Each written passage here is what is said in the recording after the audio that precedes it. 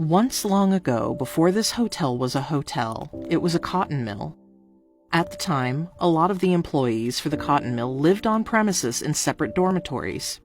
This story is about a woman named Sally. Back in the days when this place was a cotton mill, the fourth floor was a makeshift dormitory for its employees. In what is now room 401, a fight broke out between two of the female employees, Sally and another unnamed woman. Rumor has it that Sally was pregnant, and the other woman, for whatever reason, took exception to that. The fight went from shouting to shoving to blows, and during its course, Sally went out the fourth floor window and fell to the courtyard below. She didn't survive. In the 1980s, the cotton mill was refurbished to become the historic Brookstown Inn, a property held by the Wyndham Hotel chain.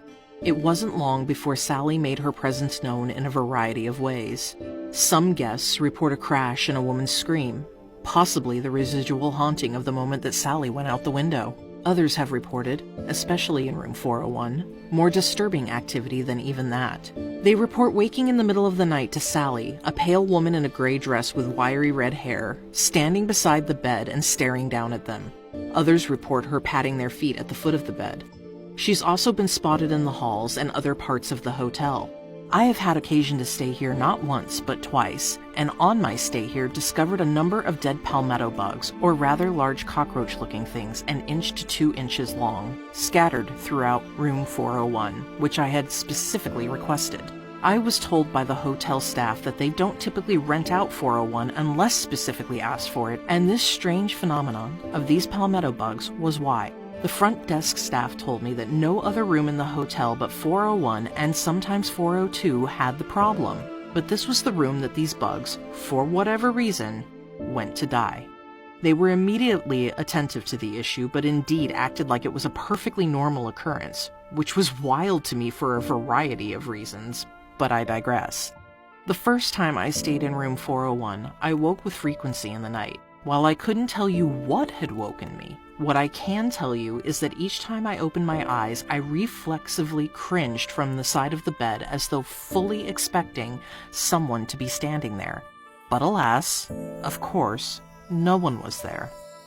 The second time I stayed in room 401, I had a group of friends with me, and nothing really happened aside from one of those large palmetto bugs being in the bed with me and Brandy, and very much alive and tickling her feet. Girl, I'm sorry, not sorry, but I was glad it was you and not me.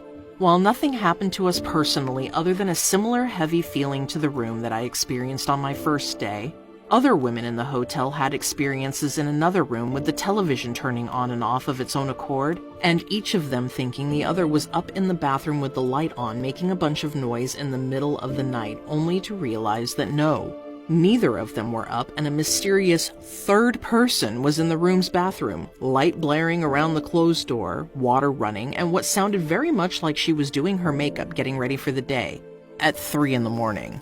Would I return to the historic Brookstone Inn? In a heartbeat, with equipment in tow. I don't feel like I'm really done there yet, and at the same time I feel like Sally, 2, AJ Mason, 0, and our little tete-a-tete. I'll say one thing for sure. It doesn't feel like Sally likes or wants people in her room.